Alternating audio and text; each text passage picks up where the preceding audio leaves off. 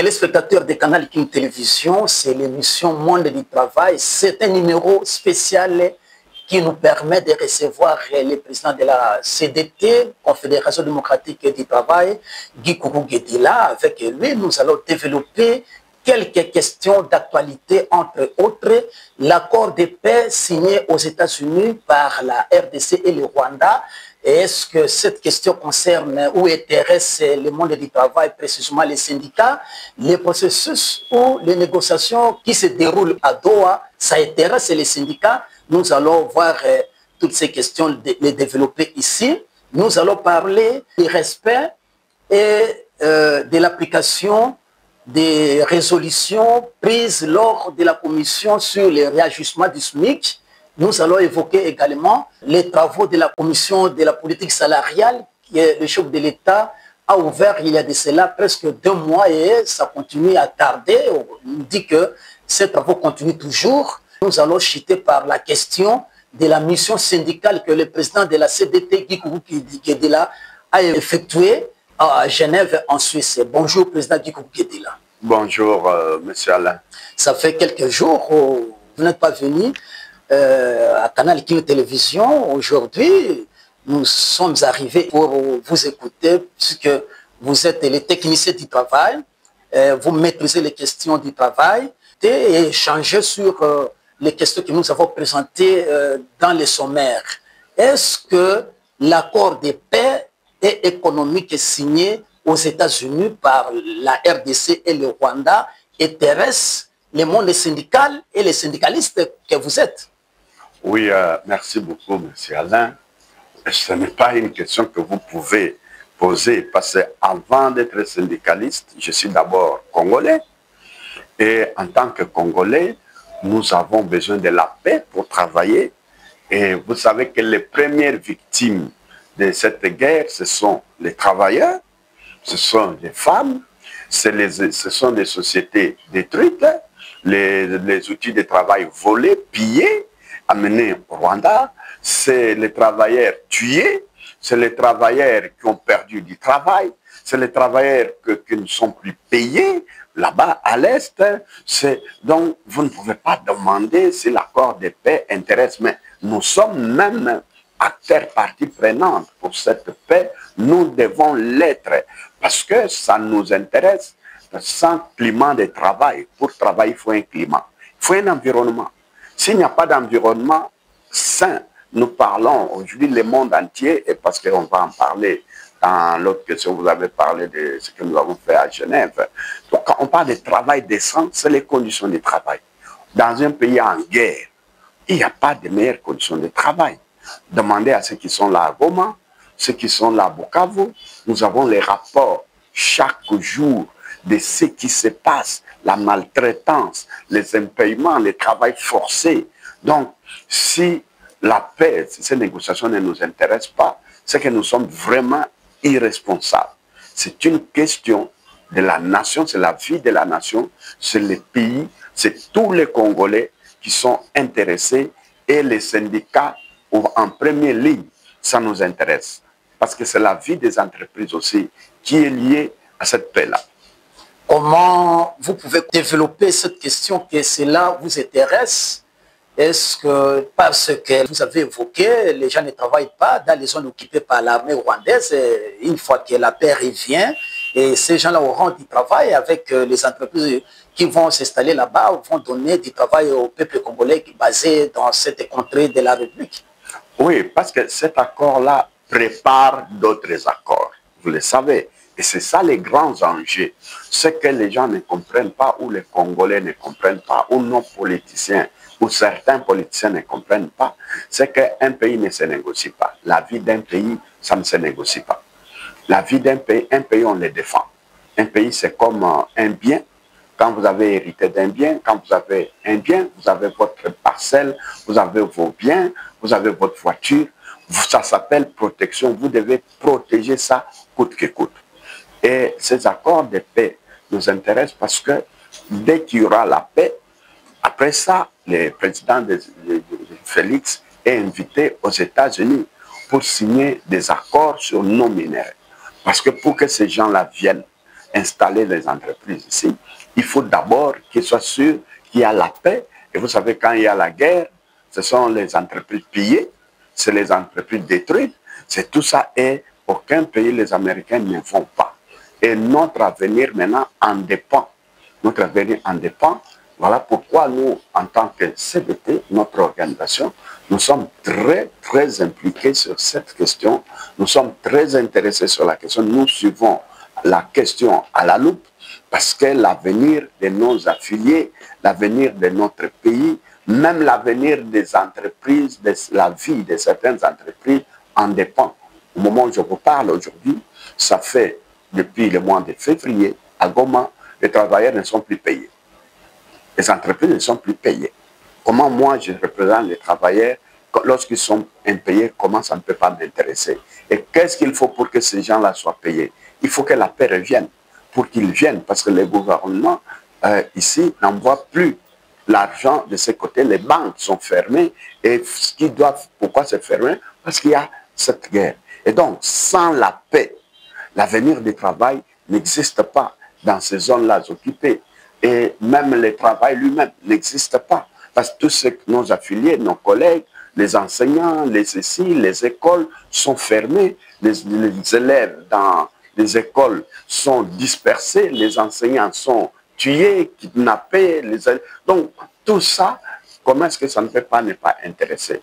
La question est qu'aujourd'hui, nous devons pousser notre gouvernement à signer cela et le plus tôt possible. Et nous invitons même ceux qui sont dans la rébellion de ne pas passer dans un pays quand on opte pour la démocratie, c'est-à-dire on ne prend plus les armes. La démocratie ne compose pas avec des rébellions. On ne peut pas être un pays démocratique et initier des rébellions. C'est l'antithèse de la démocratie, la rébellion. Et donc, nous, en tant qu'organisation syndicale, nous pensons que le gouvernement doit mettre tous les paquets possibles pour que la paix revienne. Surtout que notre rébellion-là, ce n'est une rébellion sui generis, comme on dit. C'est une rébellion d'un genre particulier, instrumentalisée par un pays voisin. Et donc, ce n'est pas les Congolais en soi, mais parce que nous suivons à Doha maintenant, il y a même le ministre rwandais qui est là-bas. Une rébellion qui était une rébellion congolaise. Congolaise, hein? Alors le ministre rwandais se retrouve là-bas. Pour quelle motivation? Les chefs des rebelles que nous connaissons, c'était Nanga. Mais même Nanga n'est plus là-bas. Nanga n'est pas aligné pour aller négocier. Et comment, et c'est le ministre des Affaires étrangères rwandais qui part là-bas pour parrainer et accompagner. Alors on appelle ça la rébellion congolaise. Comment? Comment est-ce qu'on appelle? Parce qu'on poussait ici dialogue, dialogue, dialogue. Mais nous, on pensait que dialogue, c'était avec nos frères congolais, mais on se retrouve là-bas avec le ministre des Affaires étrangères d'un pays voisin qui se retrouve dans la négociation qui devait se passer entre les Congolais. Entre les Congolais, mais maintenant, le Rwanda n'accepte pas qu'il est impliqué dans cette rébellion, mais aujourd'hui, le masque vient de tomber. En tout cas, les carottes sont côté le Rwanda. Comment se fait-il qu'un ministre rwandais des Affaires étrangères vient participer à ces négociations? Notre gouvernement peut accepter ça? Non, mais de toute façon, le gouvernement ne peut pas accepter ça. Et moi, je pense que même ceux qui nous représentent doivent être vigilants. C'est inacceptable. C'est même une cause pour rompre ces négociations-là. C'est une cause pour ne plus même être là-bas. Parce que déjà, si c'est les Rwandais qui veulent négocier, mais on leur a donné une table de négociation à Washington. Il y a une table de négociation là-bas. Il y a une autre table de négociation qui attend le président Félix et le président Paul Kagame. Ce sont les tables des pays voisins. Mais les tables de Doha, c'était supposé être le chef de la rébellion avec sa bande et le gouvernement congolais, s'il le faut, s'ils doivent discuter. Mais encore une fois, mais pour l'avenir du pays, moi, je ne vois pas comment. Moi, j'aime les pays, la rébellion, lorsqu'on parle de la rébellion, ce sont des morts. Les morts, et nous, en tant que syndicalistes, c'est ça qui est écœurant. Il y a un problème, vous avez un problème avec un gouvernement. Vous n'inquiétez pas ce gouvernement, vous tuez des populations civiles. vous tuez des villages, vous tuez les étudiants, vous tuez les enfants, vous violez les femmes, vous violez. Qu'est-ce que cela a à voir avec un régime qui ne vous plaît pas? Nous condamnons cela. C'est pour cette raison, et je pense que j'en parlerai aussi dans le chapitre que vous montrez sur le travail que nous sommes en train de faire, de lobbying aussi syndical, nous sommes en train de travailler sur cela, parce que c'est devenu trop, ça fait 30 ans. Monsieur Alain, 30 ans, on ne peut plus accepter ça. Il faut que ces accords soient le plus tôt signés, et il faut qu'on passe à une autre étape économique. Aujourd'hui, s'il faut faire des guerres qui sont maintenant faites dans le monde entier, on a déclassifier les guerres avec les armes. Ce sont les guerres économiques qu'on fait. C'est-à-dire économiques. Voilà, les guerres économiques, guerres commerciales. Technologiques. Voilà, guerres technologiques. Ce sont des guerres de notre époque. Alors, nous amenez les guerres de tuerie. Vous tuez des enfants, des femmes, vous violez. Et puis, à la fin des comptes, vous n'avez rien. Qu'est-ce que ces gens ont après avoir tué tous ces gens? Qu'est-ce qu'ils ont? Qu'est-ce que Nanga a après avoir tué tous ces gens? Qu'est-ce que ces rebelles ont après avoir tué tous ces nombres de personnes qu'ils ont tuées? Qu'est-ce qu'ils ont maintenant? Rien du tout. Alors qu'ailleurs, les gens se battent pour avoir de l'argent. Guerre économique, c'est-à-dire avoir de l'argent pour développer, faire des affaires, développer les nations, développer les pays, tout ça. Mais les guerres que nous avons en Afrique, on nous a laissé les guerres antiques, les guerres de notre siècle, comme on dit, pour juste tuer, faire du mal à une population d'ailleurs innocente qui n'est pas concernée. La population n'est pas concernée par les pouvoirs. Les pouvoirs, ce sont les politiques. La guerre, ça devait être entre les politiques. Et la guerre politique actuellement, c'est la démocratie. La guerre des urnes. On va dans les urnes, vous avez perdu, vous attendez votre tour, et puis l'autre tour, le mandat termine, vous postulez, vous gagnez, vous avez perdu, la sportivité oblige. Ça, ce sont des guerres d'un autre siècle, d'une autre époque. Ce sont des guerres qui ne sont plus acceptées dans toutes les civilisations. On n'accepte plus ça. C'est reculer les pays.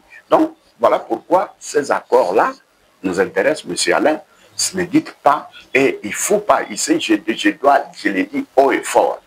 M. Alain, dans un pays, il n'y a pas un groupe de citoyens. Les partis politiques sont des groupes privés, comme nous, ce sont des associations. Est-ce que vous savez aussi que les partis politiques sont aussi des associations politiques?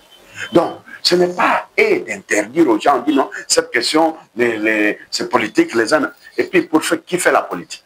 Les journalistes comme toi sont devenus politiciens, non? Notre ministre de la communication, il était qui? Tous ces gens qui sont là, ce sont des fonctionnaires, ce sont des citoyens comme nous. Il n'y a aucune question dans une nation qui exclut les uns et qui est l'apanage d'un groupe. Ça n'existe pas. Ça concerne toute la société dans son ensemble. Toute la nation, tous les citoyens du pays sont concernés. Parce que qu'est-ce que la politique? C'est la gestion de la cité. La cité, c'est qui? C'est toi et moi. Comment quelqu'un peut dire qu'il va nous gérer et puis il dit nous ne pouvons pas nous occuper de ce qu'il fait? Il gère pour nous, à notre nom. Il gère pour nous, à notre nom, pour notre bien. Ce qu'il fait, c'est nous qui jugeons. Et la preuve est là, Alain. Lorsqu'il y a les élections, on va où? Ils vont même dans les églises. Ils vont dans les églises, ils vont chez Maman Maraîcher, ils vont chez les syndicalistes, ils vont... Et puis, dès qu'on a les mandats, on dit non, vous n'allez plus parler de ça, vous n'allez plus vous occuper. Et quand ils veulent aller là-bas au pouvoir, on dit non, c'est avec vous, c'est vous qui... Non, ça, c'est vraiment, c'est une bassesse qu'aucune société civilisée n'accepte. Voilà. Ok, Président, pour terminer cette question, quand on voit l'accord de paix économique que vous venez de développer, signé aux États-Unis par la RDC et le Rwanda, nous sommes arrivés à l'étape de Doha. Vous pouvez dire que le président Félix a reçu, avec sa diplomatie, en apportant ces accords, puisque les gens critiquaient qu'il sillonne le monde, mais aujourd'hui ça commence à payer. Vous pouvez dire que c'est la réussite du président Félix Tshisekedi? Absolument non. Le président Félix est à féliciter. Je vous dis la vérité, vous ne pouvez pas comprendre. Moi, ça fait 20 ans, je suis syndicaliste au niveau international. Gestionner l'image que la RDC a fait depuis 20 ans. Il y a maintenant 2 mois, l'image que la RDC a, c'est une autre image. Il y a maintenant 2 mois que tous les pays, quand nous partons, commencent à nous écouter. Je dis bien à nous écouter. Avant, on parlait, personne ne nous écoutait. On vous respecte aussi. Et on nous respecte. Le président Félix a fait un travail de titan. Nous avions une classe politique honnête, on devait féliciter ce que le président Félix. Il y a des problèmes. Je ne dis pas qu'il n'y a pas de problèmes. Dans certains aspects, il y a beaucoup de choses à dire avec le président Félix, dans beaucoup d'aspects. Mais aujourd'hui, l'aspect le plus important, nous avons passé 30 ans dans une guerre qui ne disait pas son nom. Où aucun pays africain, j'ai sillonné moi-même dans beaucoup de pays africains, on parlait de ce que personne ne pouvait vous écouter ni vous entendre. Vous parlez, on tourne le visage. Aujourd'hui, tout le monde revient vers le Congo. Tout le monde regarde à cause de cette diplomatie. Voilà pourquoi d'ailleurs, j'en profite, M. Alain, parce qu'il y a, j'entends des gens qui disent non, l'accord économique qu'on va, les minéraux qu'on va, on a vendu des pays, mais de quoi vous parlez, M. Alain? Ces gens-là, moi, je ne comprends pas. S'ils lisent, ou bien ils ne lisent pas. Ou bien ils sont dans un autre monde. Aujourd'hui, tous les pays du monde passent par les États-Unis. Il n'y a aucun pays, je dis aucun, même l'Union européenne, pour votre information, l'Union européenne, son économie est soutenue, c'est l'allié, celui qui soutient l'économie européenne, c'est les États-Unis. Mais la sécurité, puisque l'OTAN est au niveau de l'Union européenne. J'en arrive. Je parle d'abord de l'aspect économique, de l'apport de l'argent. L'économie, les héros là que vous voyez, c'est soutenu par les... Vous connaissez, même l'Europe a été rebâtie comment? C'est le plan Marshall. Le plan Marshall, ce sont les Américains. Donc l'Europe là a été bâtie sur un plan Marshall, un plan des Américains. Cite-moi un autre pays, la Chine là, la Chine dont on parle aujourd'hui. La Chine là, qui a relancé la Chine? C'est les Américains. C'est les Américains qui ont relancé la Chine. Toutes les sociétés là qui sont implantées là-bas en Chine, ce n'est pas l'argent de la Chine. C'est les États-Unis. C'est les entreprises américaines qui sont allées s'installer. Qui a fait Dubaï? Tout le monde parle aujourd'hui de Dubaï. Tout le monde parle aujourd'hui de Qatar. Tout le monde parle d'Israël. Dis-moi, donnez-moi un seul pays du monde qui s'est développé sans les accords avec les États-Unis. C'est quel pays? Et avec même les chefs d'État africains qui viennent d'être reçus par le président Trump. Pendant que vous jouez, nous jouons comme des imbéciles ici, les États-Unis nous ont adoptés. Il y a des pays africains, vous avez vu 5 pays, il y a même 3 autres qui ont suivi, et ils sont en train de demander que les États-Unis leur accordent l'opportunité qu'ils veulent donner à la RDC. Et vous vous dites... C'est exceptionnel. Mais attends, nous avions été avec le président Kabila ici, avec la Chine. La Chine nous a promis seulement 9 milliards, qui n'a pas d'ailleurs donné. D'ailleurs, on a donné, on a volé. Hein? On a donné, je ne sais pas ce qu'ils c'est, 9 milliards. Les États-Unis disent, main sur la table, 500 milliards, on va créer les... Et puis, il y a des gens, je ne sais pas qui, à la place des cerveaux, je ne sais pas comment, ils disent, non, on a vendu des pays, on a vendu les mais l'intégrité territoriale est là, puisqu'on dit qu'on doit respecter l'intégrité du territoire de la RDC. Mais attends, c'est exceptionnel aussi, c'est ce qu'il dit, c'est d'accord. Non, allons terre à terre, je descends comme tout le monde. On dit on a vendu les pays.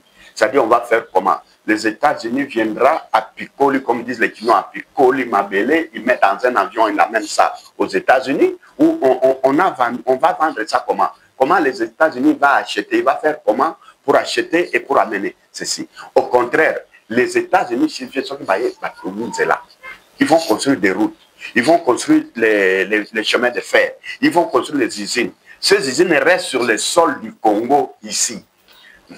Même si on a des problèmes avec eux, ils vont rentrer aux États-Unis, la route restera, les chemins de fer resteront, les magasins resteront, les entreprises seront là, les aéroports seront là, les avions seront ici au Congo. Et puis, comment les États-Unis vont acheter le Congo? Ils vont acheter ça comment? Mais les gens, moi je ne sais pas, c'est-à-dire je trouve que dans ce pays, il y a des sorciers hors pair. C'est-à-dire le niveau de la sorcellerie que nous avons atteint, c'est entré tellement. Ou bien le niveau de haine, le niveau de l'intelligence obscurcie, comme on dit dans les Écritures. Il y a une intelligence obscurcie qui ne dit pas son nom. C'est-à-dire, c'est que même la lumière ici, Alain, la lumière que vous voyez ici dans mon bureau, quelqu'un peut venir ici et dire non, ça c'est les ténèbres. Il appelle la lumière les ténèbres et il appelle les ténèbres la lumière. C'est un peu ce qu'on est en train de faire. Il faut féliciter le président Félix. Ça, franchement, honnêtement, il y a beaucoup de choses à se dire entre nous, mais sur ce plan-là, ça, on n'a pas trouvé ce leadership depuis que le président Mobutu est parti. On n'a pas trouvé un tel leadership. Et ce leadership, nous devons le protéger. D'abord, c'est le pays. Alain, nous avons perdu plus de 10 millions de nos frères. Et si vous prenez un pays comme les États-Unis, même les Rwandais qui nous en mettent là, les Rwandais vont entrer 3 ou 5 fois dans la province du Congo central, les Rwandais. Congo central, seulement la province du Congo central. Congo central, les Rwandais. 3 fois. Et c'est ces petits pays qui nous en mettent. Vous savez pourquoi? Parce qu'il avait les États-Unis derrière.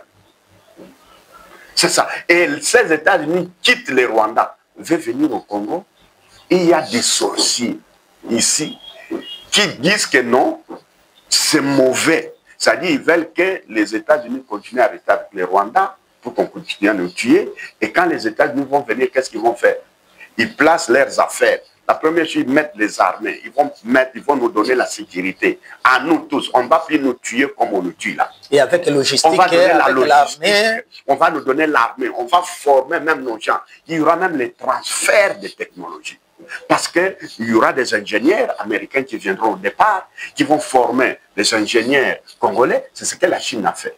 Si aujourd'hui la Chine peut se dire la Chine, c'était ce système-là des accords qu'ils ont signés. Et hier, avant-hier, vous avez vu, pour la sécurité, la France ici, nous disons que la France soutient, le Portugal soutient les Rwandais, mais face à Poutine, la France est incapable. Face à Poutine, l'Europe est incapable. Ils sont allés signer un contrat pleuré chez Trump. Et ils nous trouvent, nous, là-bas, avec Trump.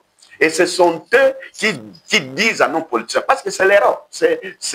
Non, les associations que vous voyez ici, même certaines églises que vous voyez ici, sont financées par l'Europe pour nous maintenir dans l'esclavage, dans l'obscurantisme ici, pour qu'on ne se développe pas.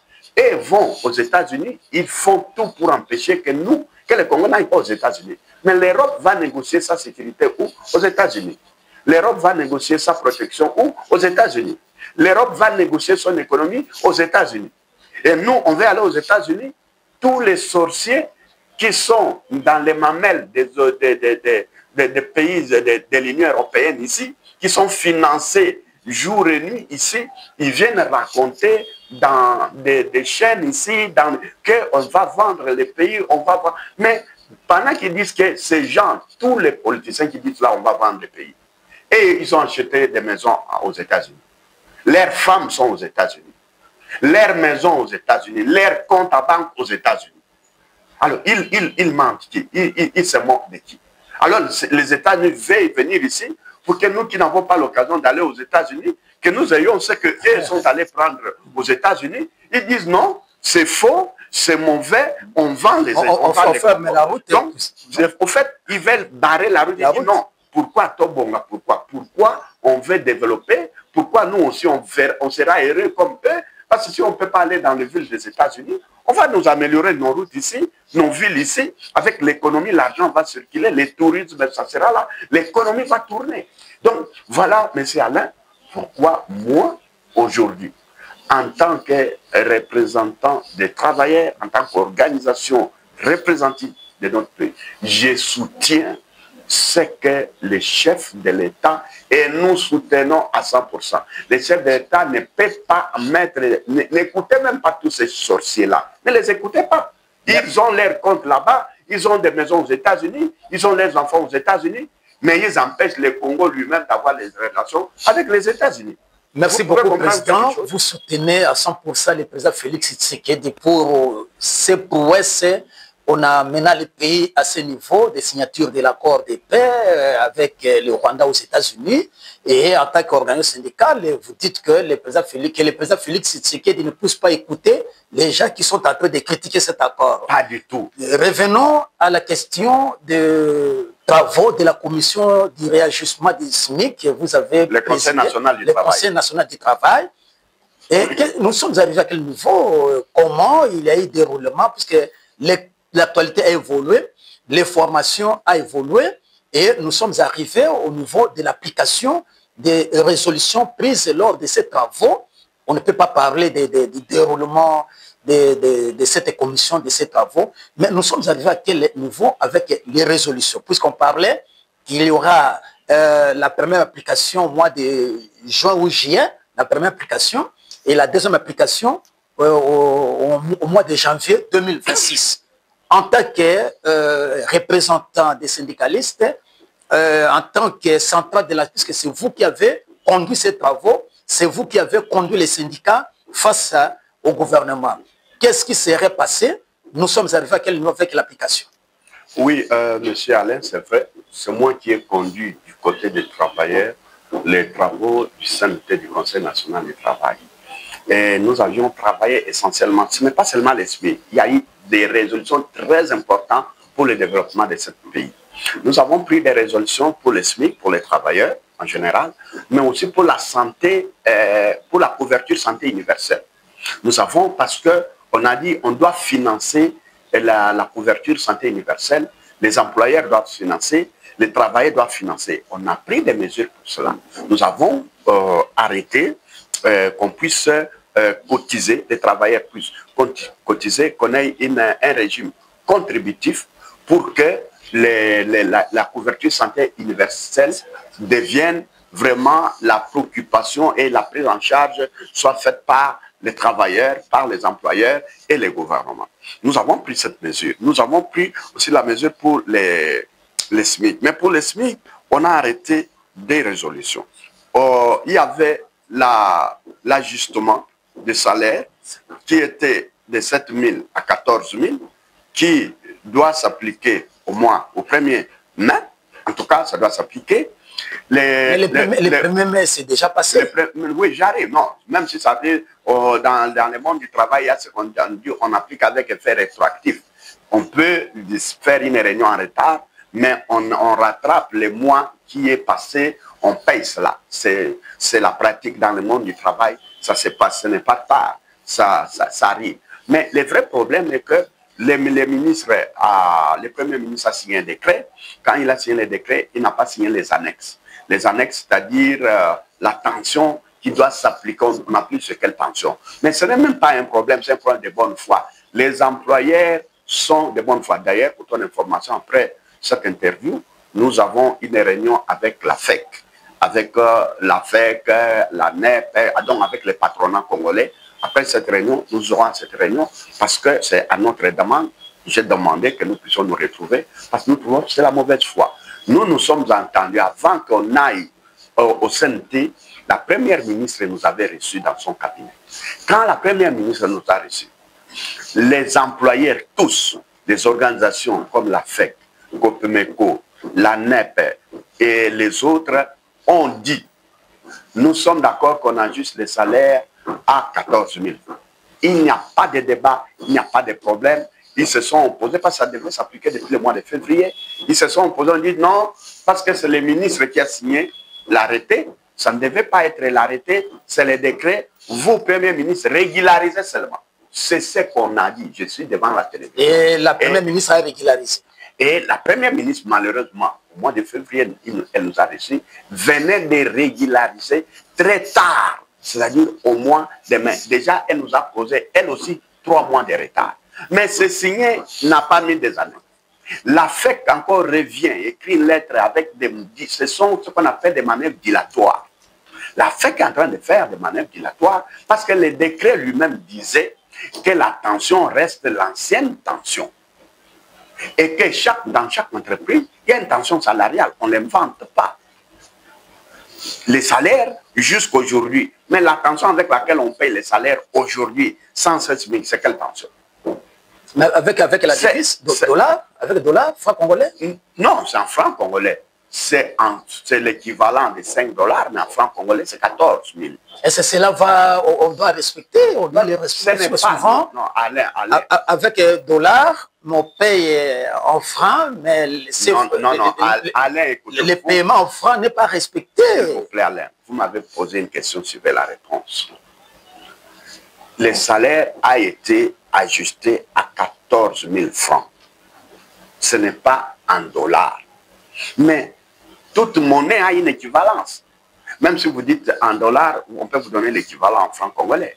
Même si vous dites en francs congolais, on peut vous donner l'équivalent en dollars, en euros, en n'importe quelle monnaie. Ce n'est pas ça qui est important. Ce qui est important, qu'il y a un chiffre, c'est 14 000. C'est ça qu'il faut appliquer. Et au moment d'appliquer, la même fête qui avait dit que nous voulons que les décrets puissent signer cela, les décrets sortent, on sort, et au moment où ils ont posé ces problèmes, au mois de février, ils n'ont pas dit qu'il faut encore donner les annexes. Ils n'ont pas dit. On règle les problèmes, on signe les décrets, il sort un dilatoire. Non, où sont les annexes? Les annexes, ça dit l'attention. C'est là que je dis, nous allons d'ailleurs leur dire ça tout à l'heure. Mais l'attention que vous demandez, les annexes que vous demandez, aujourd'hui, là, vous payez comment? Les salaires aujourd'hui. Les mois passés, ils ont payé, non? Ils ont payé avec quelle annexe? Ils ont payé avec quelle annexe? Alors, mais le vrai problème aussi, c'est notre gouvernement. Notre gouvernement a un problème.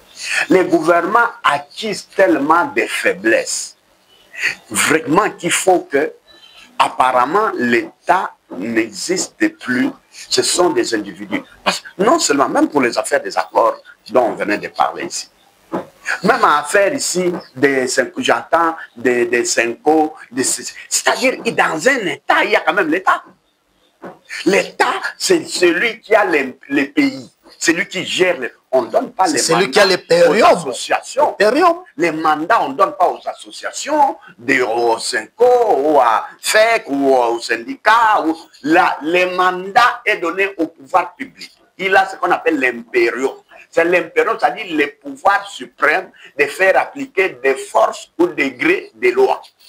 Contraindre des forces ou degrés des individus qui ne veulent pas respecter la loi. L'État ne demande pas l'autorisation. Toutes ces entreprises pour fonctionner demandent l'autorisation à l'État pour fonctionner. C'est l'État qui leur donne l'autorisation. Et quand ils ont eu l'autorisation, ils n'ont pas imposé l'État. Parce qu'à tout moment, l'État utilise son pouvoir. Il peut même retirer un droit qui existe déjà. Parce que si vous embêtez l'État, l'État peut vous embêter. Mais nous assistons dans un pays où les gouvernements, chaque fois, se rabaissent devant des sujets. Devant des individus. Devant des individus. Devant les entreprises. Devant des entreprises. Devant des associations. Et l'État prend une décision. Un individu sort du néant. Il défie l'État. Et l'État se plaint qu'un individu m'a défié. L'État se plaint qu'une association m'a défié. L'État. Alors, vous voyez, dans ces conditions-là, même nous, même si nous négocions, parce que la fin de tout, quand on négocie, pourquoi nous avons négocié? Au fait, les SMIC, c'est la loi des partis, des privés. Ce n'est pas l'État qui sort l'argent. C'est les privés, c'est la loi des partis en principe. Dès que les partis s'entrent, ça devient en droit, on dit la loi des partis, où les accords des partis font la loi des partis. Ça devient une loi pour nous qui avions accepté ce principe. Et quand l'État vient s'investir, c'est pour donner une caution, une garantie, que ça devient un droit, ça devient une loi, et personne ne peut plus se soustraire à cette loi. Mais face à cette résistance du patronat, des entreprises, comment vous allez entreprendre pour que ces entreprises respectent ce que vient de décider le gouvernement? Non, justement, c'est ce que j'ai dit. D'abord, les entreprises ne peuvent pas s'opposer. J'ai dit, nous avons... Parce que la résistance commence déjà avec ce que vous qualifiez de manœuvres dilatoires. Non. Hein? Elles sont en train de narguer l'État. C'est les prétextes.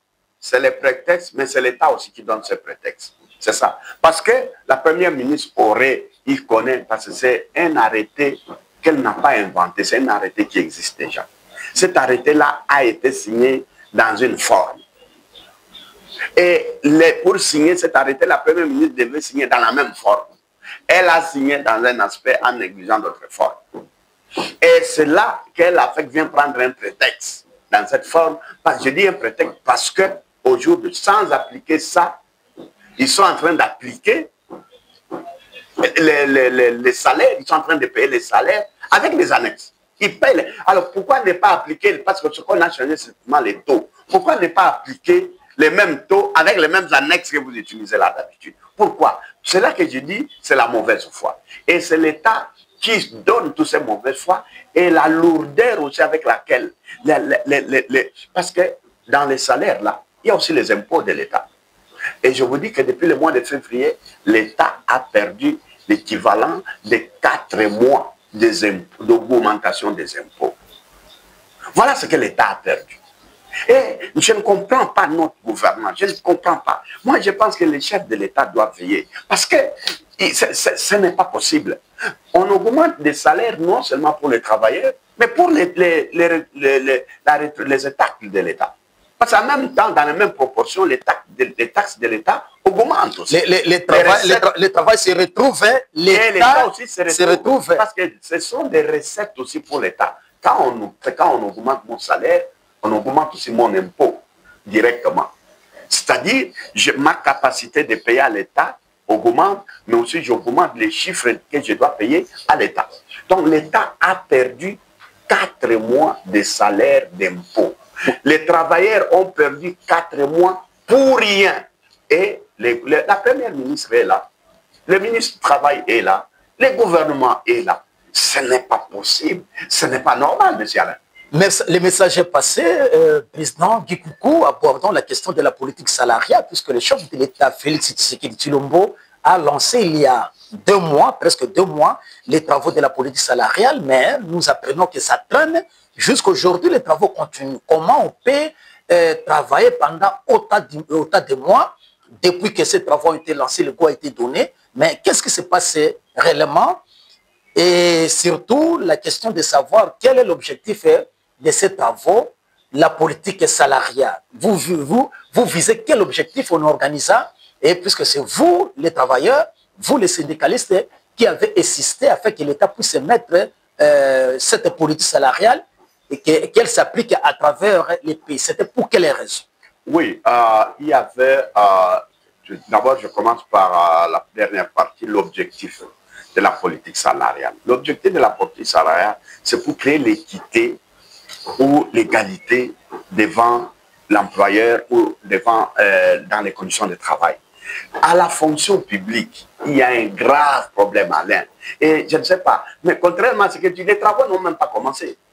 On a lancé les travaux, mais jusque-là, ça n'a pas commencé parce que nous sommes partie prenante, on doit participer. Depuis 2 mois que ces travaux ont été lancés, inaugurés, lancés par les chefs de l'État. Ça n'a pas commencé. Mais ça, c'est sérieux. Je te dis, ça n'a pas commencé. Tu peux prendre ta caméra, va voir les ministres Liaou, il va te dire, ça n'a pas commencé. Les problèmes d'argent, les gouvernements peuvent décaisser les fonds, qu'est-ce qui se passe, qu'est-ce qui handicape? Je ne peux pas parler au nom du gouvernement pour dire que je suis par manque d'argent, je ne suis pas au gouvernement pour savoir quoi que ce soit en la matière. Mais je te dis que ça n'a pas commencé. Mais l'objectif, c'est quoi? Il y a les inégalités de traitement, l'inégalité des salaires. Tout le monde, l'État, c'est un employeur, c'est un patron. C'est un papa pour tous les fonctionnaires. Mais à la fonction publique, les salaires sont fixés selon les ministères. Il y a 2 ou 3 ministères qui prennent tout l'argent. Quand vous êtes dans ce ministère de Finances, au ministère du Budget, comme ce sont eux qui exécutent les budgets, ils se donnent trop d'avantages. Ils se taillent la part des lions. Ils se taillent la part du lion par rapport à tous les autres fonctionnaires. Et imaginez le nombre de ministères que nous avons. Tout le monde est fonctionnaire de l'État. Normalement, lorsqu'on dit à qualification égale, à qualification égale, à travail égal, on doit avoir les mêmes salaires. Par exemple, si je suis huissier de l'État, je suis fonctionnaire de l'État, mon grade c'est fonctionnaire. Mon patron, mon grade c'est huissier, je suis fonctionnaire, mon patron c'est l'État. Et il y a un directeur. Si je suis directeur, à l'agriculture, au ministère de l'Agriculture. Je suis directeur au ministère des Transports. Je suis directeur au ministère des Budgets. Je suis directeur au ministère des Finances. On doit avoir les mêmes salaires. On doit avoir les mêmes avantages parce que nous avons les mêmes patrons. Nous travaillons pour les mêmes patrons. Au même grade, on doit avoir les mêmes avantages. Ce n'est pas le cas à la fonction publique. À la fonction publique, il y a des ministères où ils ont des salaires trop élevés. Il y a des gens qui ont des millions et des millions de fonctionnaires de l'État. Contrairement à l'image que certaines personnes pensent, il y a certaines personnes qui ont des salaires que si je te dis ici, Alain, tu ne vas pas me croire. Et c'est combien? Non, je ne vais pas te dire parce que les salaires... Mais nous sommes ici. Non, je te dis, il y a des inégalités. Les salaires il y a des gens qui touchent de 60 millions de francs, de 40 millions, de 28 millions, mais ça, des avantages, des primes. Dans ces pays, 60 millions, 40 millions. D'autres se contentent de 500 000 francs, de 300 000 francs, de 400 000 francs. Et c'est connu. Où est l'équité? C'est pour cela. Dans un État, oui, mais géré par un gouvernement et avec cette différence. Au jour du lancement, si tu as bien suivi les discours, tu peux encore demander les discours est disponible. Les discours du ministre Eliao, si tu as suivi les discours du secrétaire général, si tu as suivi les discours, ils ont eux-mêmes, et nous on était aux arts, ils ont même dénoncé toutes ces injustices-là. Mais voilà, ça fait 2 mois. Ce n'est pas toujours lancé. Ces injustices-là, c'est pour ça que vous voyez à la fonction publique, il y a différentes catégories de fonctionnaires. Des fonctionnaires bien choyés, des fonctionnaires misérables, des fonctionnaires de pauvreté, des fonctionnaires... Donc, et cette injustice-là est entretenue. Voilà pourquoi cette politique doit raser toutes ces injustices, doit enlever toutes ces injustices, doit réduire les injustices et faire la catégorisation, une bonne classification pour que tout le monde qui est fonctionnaire jouisse quand même du privilège d'être fonctionnaire de l'État, avoir les mêmes droits, avoir les mêmes salaires, avoir les mêmes avantages. On peut avoir des différences. Les différents peuvent avoir dans certaines primes particulières, mais pas de manière exagérée. On ne peut pas payer à quelqu'un un salaire de 3 000 et puis on lui donne une prime de 60 millions. 60 millions au Congo. Oui, il y a des gens qui cumulent des primes. Les téléspectateurs sont en train de vous suivre. 60 millions au Congo, on paye les gens, les agents publics. Prime de 5 millions, une certaine de 7 millions.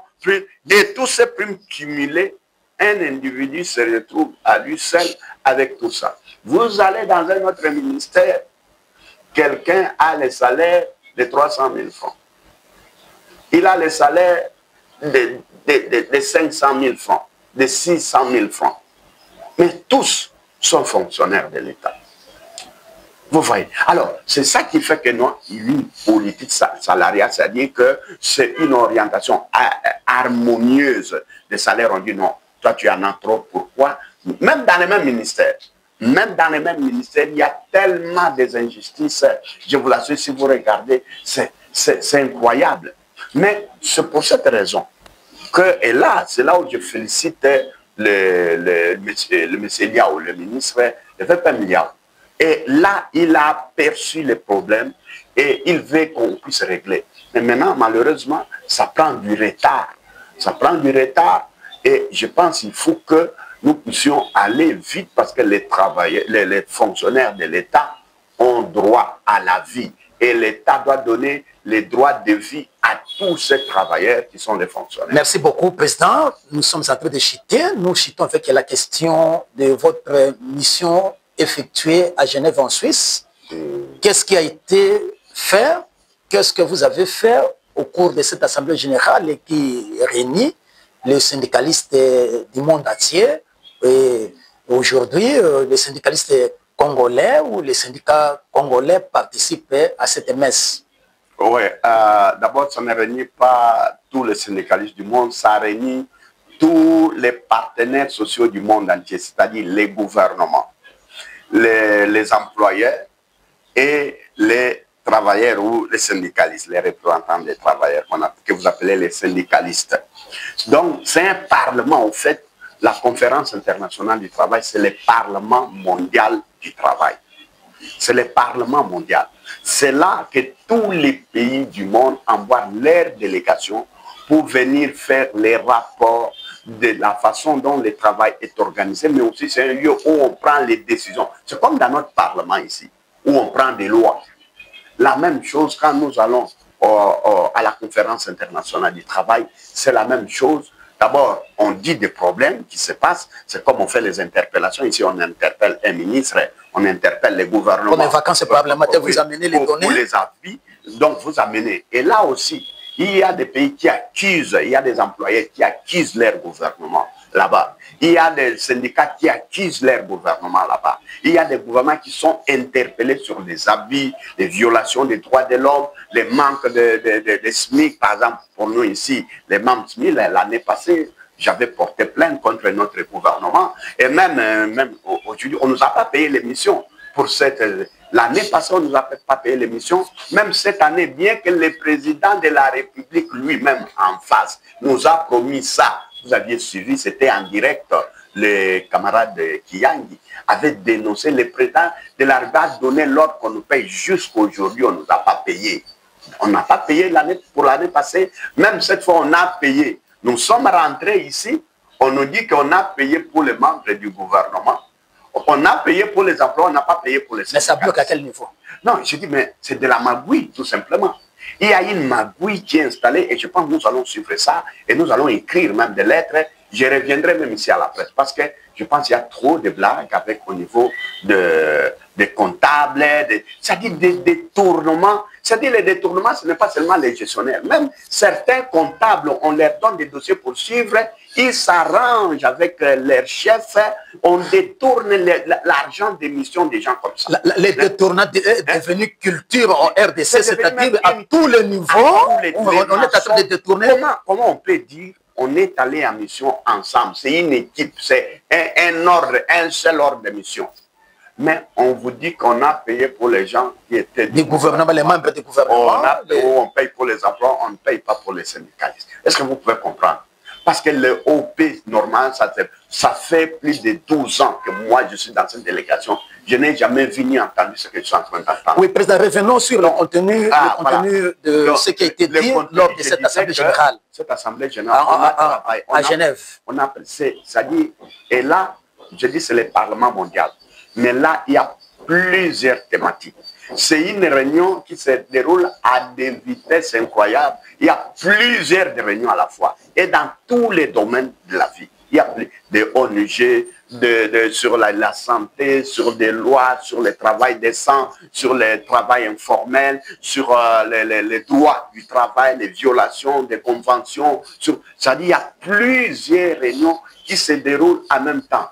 Et voilà pourquoi, la raison pour laquelle nous allons en délégation.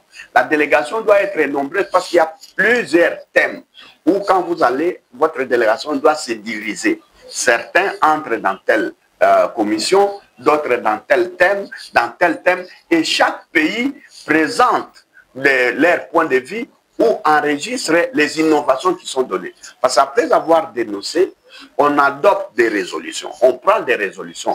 Et ces résolutions, chaque pays doit rentrer pour appliquer dans son pays pour que l'année prochaine, on aille faire aussi l'évaluation, comment ça a été, les évolutions, c'est comment. Parce qu'en plus de cela, n'oubliez pas que l'Organisation internationale du travail, c'est une organisation qui est membre de l'ONU. Et l'ONU a fixé des objectifs de développement. Ces objectifs de développement sont divisés dans différents domaines. Ceux qui sont liés au travail, dans le monde du travail, par exemple, les accidents, la sécurité sociale, les conditions de travail, les salaires, tout ça c'est coiffé par l'Organisation internationale du travail que nous appelons OIT, dont la branche d'exécution, des bureaux d'exécution, c'est le BIT, Bureau international du travail. Donc, ce que nous avons traité, on a parlé de l'informalité.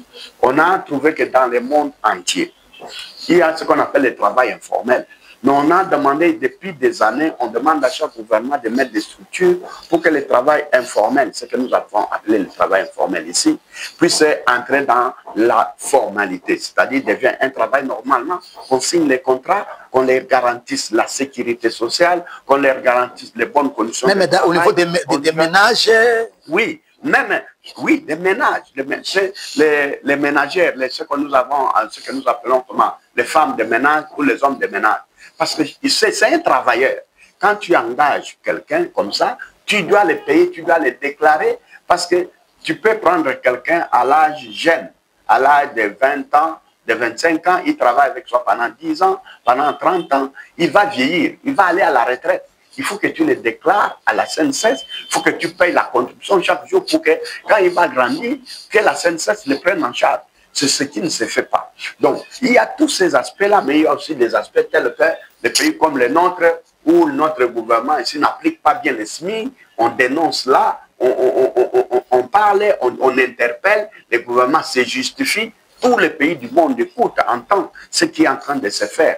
D'ailleurs, c'est la grande commission dans laquelle tous les syndicalistes aiment être, on appelle cela la commission des normes, c'est-à-dire l'application des lois dans des pays, vos lois du travail. Est-ce que vous les respectez? Est-ce que vous les appliquez bien? Est-ce qu'il y a des problèmes là-dedans? Et c'est là qu'on va discuter et c'est là qu'on prend aussi des résolutions et des recommandations. Si un pays est mis sur les bancs des accusés, on l'interpelle, les syndicats qui est accusé va dire les problèmes pour lesquels il l'a accusé, le gouvernement va donner des réponses. Si les réponses ne sont pas satisfaisantes, il y a une commission qui prend des résolutions, il recommande au gouvernement, vous rentrez, faites ça pour régler, arranger ce problème-là. Merci beaucoup, Président. Les derniers mots, les mots de la fin pour ce numéro de l'émission, qu'est-ce que vous allez dire? Non, avant ça, oui, mais en dehors de ça, nous avions fait aussi une mission je vous ai parlé ici de la diplomatie syndicale pour des lobbying pour les conflits du Congo. Parce qu'au niveau aussi international, nous sommes affiliés à des syndicats internationaux. Qu'est-ce qui se passe là-bas? Parce que lorsqu'il y a les conflits à l'Ukraine, le conflit à Gaza, et depuis plusieurs années, même les syndicats au niveau mondial parlent de cette situation et on demande aux syndicats mondiaux de faire pression sur les différents gouvernements qui sont impliqués dans ces conflits. Comme le gouvernement d'Israël, on demande à ce qu'on fasse pression sur le gouvernement d'Israël, sur le gouvernement russe, et ainsi de suite. Mais pour le Congo, ça fait 30 ans. Parce que les conflits du Congo, ça fait 30 ans. Ukraine, ça fait 3 ans. 3 ans. Gaza aussi. Bon, Gaza, ça a duré aussi. Oui, ça a duré, mais il y a des séquences. Hein, les derniers développements, plus sanguinaires, plus destructifs, il y a 2 ou 3 ans aussi. Donc, mais les syndicats aussi portent leur voix et demandent non. Mais le Congo n'était plus entendu.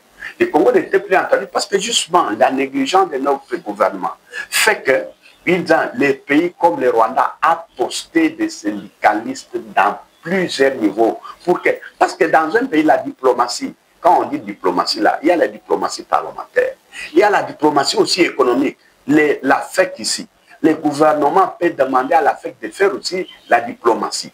Le gouvernement peut utiliser aussi les syndicats parce qu'il y a des réunions où des assemblées ou des ONG internationales qui sont branchées pour faire des lobbying. Lorsque vous entendez, on a institué par exemple les tribunaux, le tribunal au niveau du Rwanda, le tribunal, ce n'est pas seulement la diplomatie politique. Il y a des ONG, des droits de l'homme, qui font pression juste à ce qu'on arrive de ça. Mais le gouvernement doit utiliser tous les canaux, doit utiliser tous les citoyens, toutes les structures dans son pays pour les aligner, comme un attelage. Parce que quand on fait une bagarre, ce n'est pas comme si on laisse les chefs de l'État faire seul. Non, le Parlement doit accompagner. Les employeurs, la diplomatie économique, c'est-à-dire, parce qu'il y a les associations des employeurs dans le monde. Et quand ils vont dans les réunions, ils doivent parler aussi de ces conflits ici, du Congo. Les syndicalistes, quand ils sortent, ils vont dans les réunions internationales. Parce qu'il y a des gens qui suivent à la télé, ils ne connaissent pas. Je vous donne un exemple. L'année passée, nous sommes allés, et quand nous avons posé ce problème, on a convoqué une réunion. On arrive dans la salle, il y a des syndicalistes rwandais qui donnaient les récits de la situation. Nous arrivons, heureusement, j'avais pris 2 de nos collègues. Nous sommes allés à un groupe, mais j'avais pris 3. Nous sommes entrés à 3. Quand les camarades là, Rwandais expliquaient, on dit, mais les conflits là au Congo, c'est quoi? Il y a les Rwandais. Je dis non. Le problème qu'il y a, ce n'est pas un conflit comme vous entendez. Le problème, c'est que la terre du Congo, là où il y a, c'était la terre des Tutsis. Ce sont des Rwandais qui étaient là. Mais quand la colonisation est venue, il a coupé et les Tutsis sont restés du côté congolais, mais les Congos ne les acceptent pas. Pourquoi? C'est pour cela qu'ils font cette guerre-là, pour que les Congos les laissent libres comme ils ne veulent pas les accepter, qu'ils laissent leur pays, qu'ils rentrent vers le Rwanda, comme ça le Rwanda va les respecter. J'ai pris la parole, j'ai dit, mais j'ai dit d'abord aux collègues, quand ce monsieur parlait, j'ai dit, vous attendez, vous qui venez, vous dormez, vous restez, vous entendez ça. Et là, il raconte à tous les autres syndicalistes qui sont venus du monde, pour qu'ils aillent aussi donner ces récits, cette version dans leur pays. Vous comprenez? Je dis, mais nous avons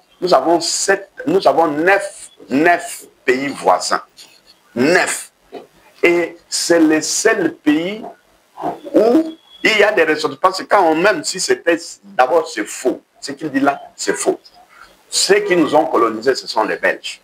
L'histoire a été écrite par les Belges eux-mêmes, pas par les Congolais, pas par les Rwandais. Par les Belges, quand ils ont pris le Congo, ils ont recensé les tribus qui étaient là.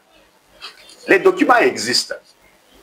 Cette tribu qui le dit là ne se retrouve pas là-dedans. Ceux qui nous ont colonisés, ceux qui ont divisé, on dit qu'ils ont donné 450 tribus. Et quand vous regardez les 450 tribus, vous ne trouvez pas ce qu'il est en train de raconter. Et il va réinventer l'histoire aujourd'hui, lui qui est né hier. Parce que la colonisation a commencé depuis avant notre naissance, à 1800 avant sa naissance. Il va raconter à qui cette histoire? Il va raconter aux Belges qui ont colonisé, il va raconter à qui cette histoire? Oui, président, donc, la télévision, c'est l'heure. Voilà. Voilà. Oui, chuter. Je peux chuter. Oui. C'est pour vous dire bref, c'est pour vous dire que aujourd'hui, notre pays est dans le croisé des chemins. Tous les Congolais, nous devons rester unis. J'interpelle les politiciens. Avant d'être politicien, vous êtes d'abord Congolais.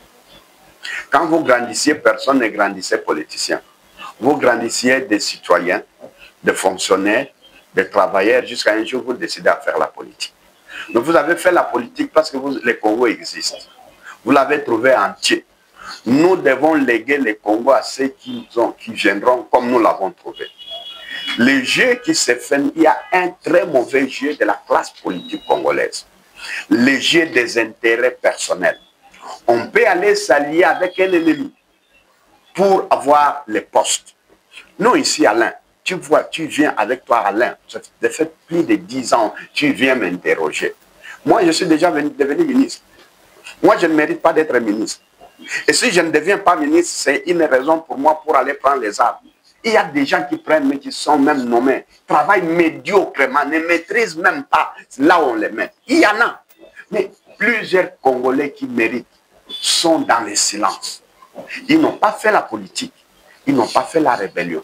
Je suis en train de vous dire ici l'application des SMIC. Ce n'est pas appliqué. Nous sommes frustrés. Il y a les frustrations des fonctionnaires. Est-ce que quelqu'un a pris les armes pour aller tuer d'autres Congolais?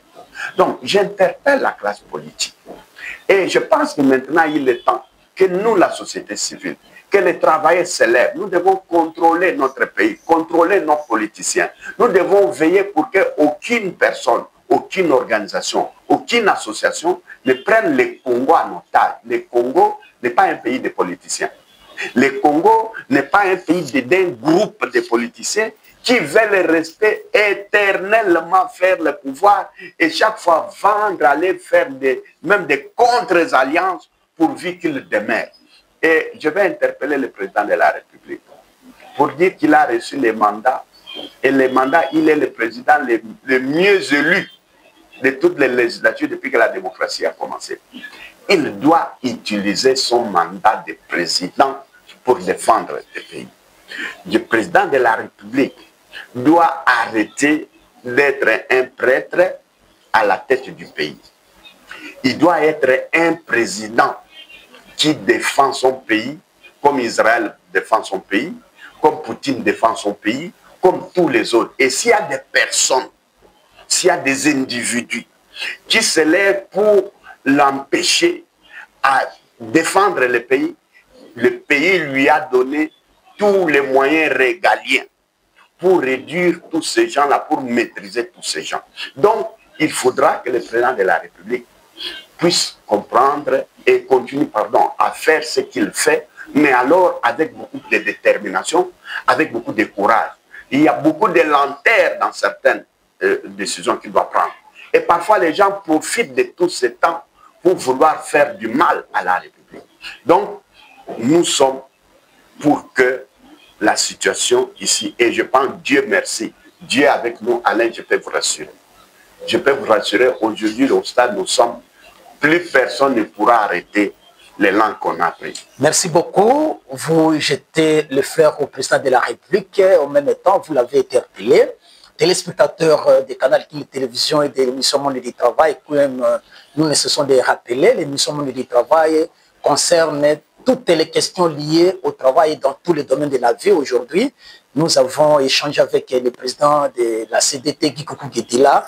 Vous l'avez attendu, il a tout expliqué.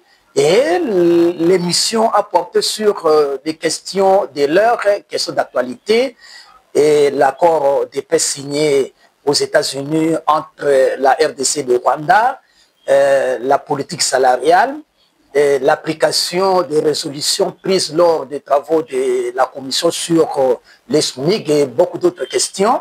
Et le président Guy Coucou Guedila a restitué sa mission à Genève lors de l'Assemblée qui réunissait tous les syndicalistes, tous les membres du gouvernement du monde entier.